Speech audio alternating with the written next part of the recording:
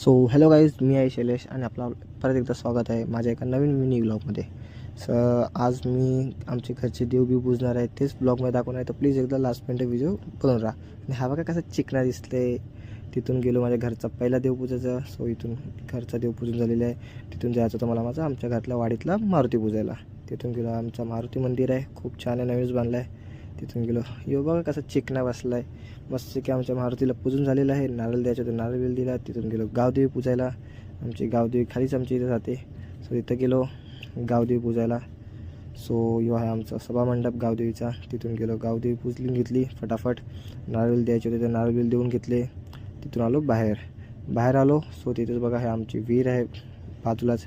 विहीर बघा कशी मस्त की चकचकीत साफ करायची बाकी आहे, कारण की कोण गावाला राहतच नाही तर साफ करतच नाही. हे आमचा गावचा रोड आहे, जे विहिरीच्या इथून गावी जायचा, वरती जायचा. तिथून गेलो घरी. मस्त की जेवण घेतलं, झोपलो, कारण की आज मला निघायचं होतं मुंबईला. सो रिटर्न जेवलो, मस्त की झोपलो. झोपून उठलो, मस्त की नाश्ता करून घेतला. मम्मीने मस्त की खीर बनवलेली, खीर खाऊन घेतली आणि गावाला निघालो परत. सो ह्याच्या पुढे मी जास्त व्हिडिओ बनवली नाही आहे, कारण की माझ्या फोनचं चार्जिंग डेड झालेली. सो ही इथपर्यंतच व्हिडिओ बनवलेली आहे.